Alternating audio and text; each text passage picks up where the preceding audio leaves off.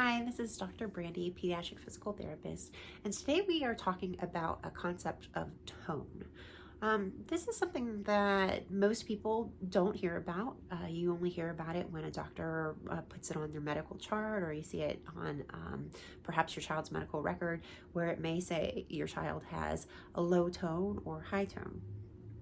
Now, the concept can be a little bit difficult to understand because people believe that tone and strength are the same thing, but this is not quite the case.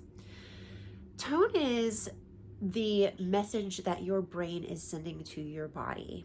So perhaps the best way to think about it is to think about a cable going into a TV. So the messages from the cable company come into your TV and then show up on your TV, and you watch, whatever it is, your favorite program. That stream of information coming in, allowing you to view your program clearly, is what we would call normal tone. Now, if more than one television show was accidentally put into the same slot and that information was coming through to your television, then it may come through looking like parts of two different TV shows. This could be what we might think of as high tone. High tone is where there's too much information going out into the muscles. This information overload causes the muscles to tighten up in a way that is not easily overcome by choice. So a person who has high tone might hold their limb in a particular way that it seems as though they're incapable of moving it. This is just as a result of too much information being sent from the brain to the body, and the muscles are then contracting in a way that holds them tight. This is what we would think of as high tone. Low tone would be if the cable on the TV is a little bit loose, to where there's not a good clear connection, and so you're getting parts of the image but maybe not all of the image. This is when your brain is sending out signals, but it's sending out less information than is need be. You may think of low tone in terms of maybe a grandmother who has had a stroke and their face is a little saggy on one side. This was occurring because not enough information about how the muscles need to move is going to the muscles, and so they're just limp. Some disorders or diagnoses come with high tone or low tone. Cerebral palsy is most often considered or thought of when we think of high tone, when we have children who are incapable of moving one limb or one side of their body, or sometimes multiple limbs out of a movement because of extremely high tone. Low tone is associated with diagnoses such as Down syndrome. This is where the whole body seems to have a limp feeling or look to it. Now, let's talk about the connection between strength and tone, because this is where things get kind of confusing. So the muscle in the person with high tone, regular tone, or low tone is not different. It's not an unhealthy muscle. The muscle has the capacity to be strong regardless of the matter of tone.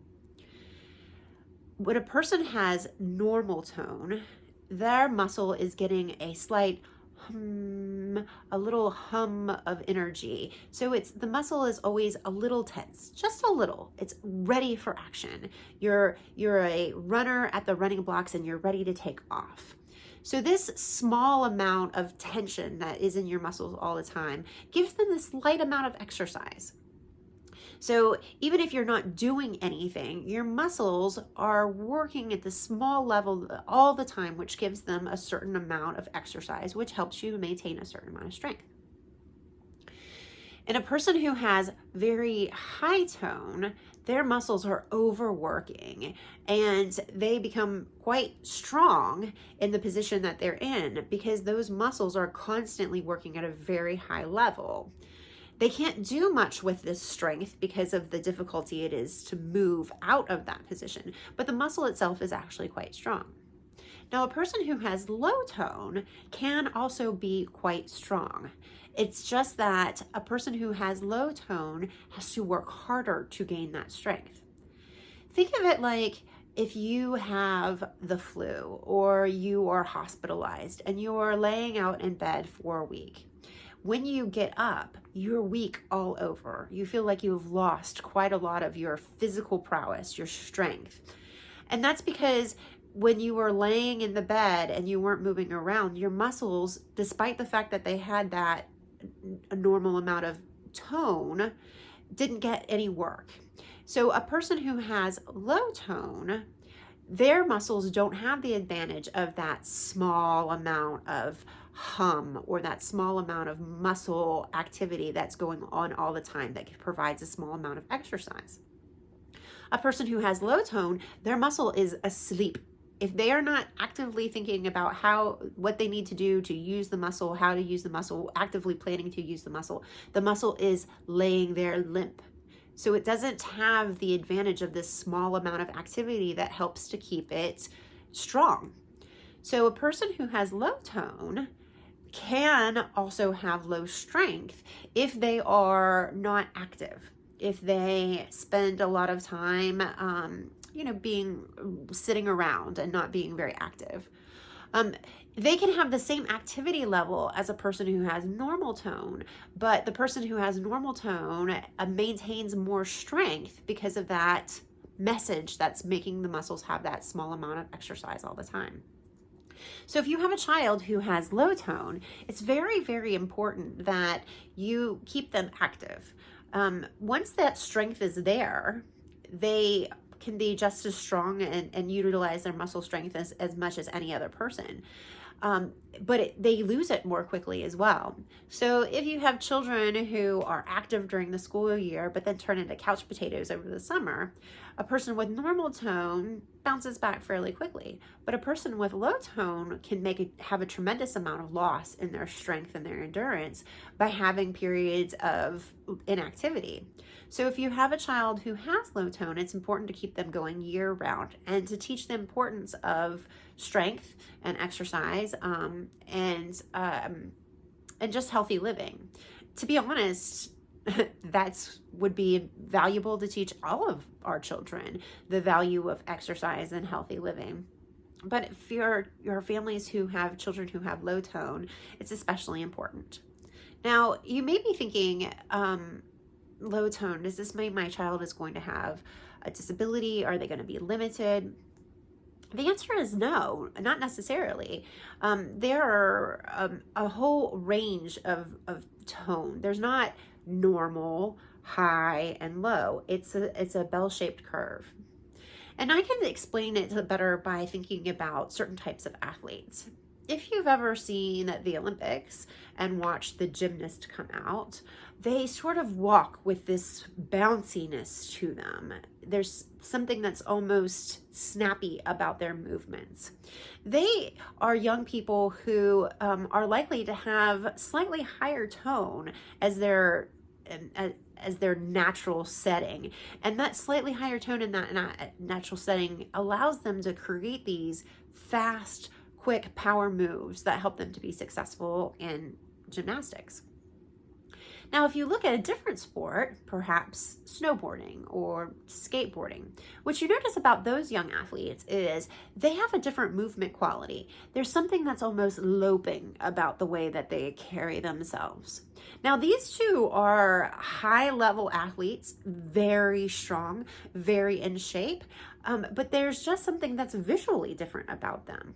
And those athletes may have a slightly lower tone, which allows their body to move more fluidly as they're performing some of the tasks that their sport requires, such as flipping and twisting around, but moving on a board.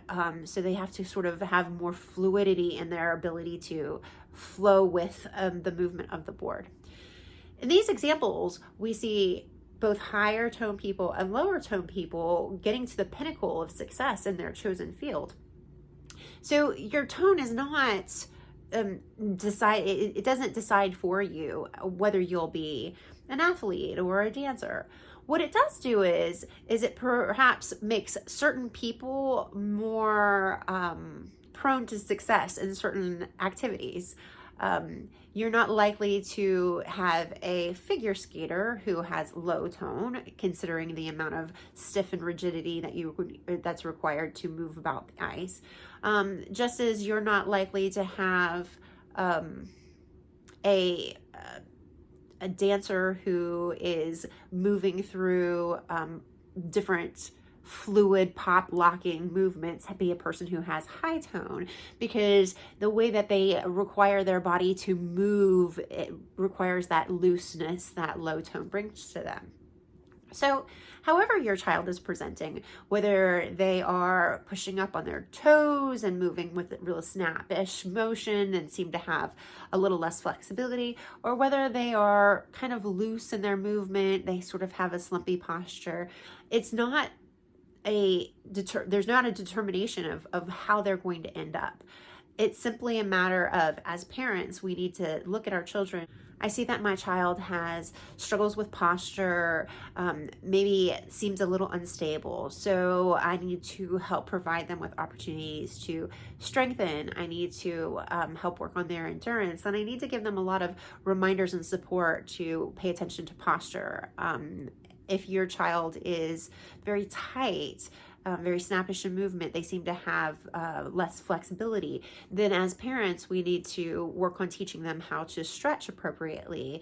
We might work on helping them learn how to relax, pay attention to their posture in terms of not being all tight like this, but trying to help them to learn how to relax. So regardless of the tone that your child was born with, they are guided to be healthy and successful. Okay, that's all. I hope that helped to answer some questions about tone. And if you have any other questions for me, please put them in the comments and I will try to answer them on a future video.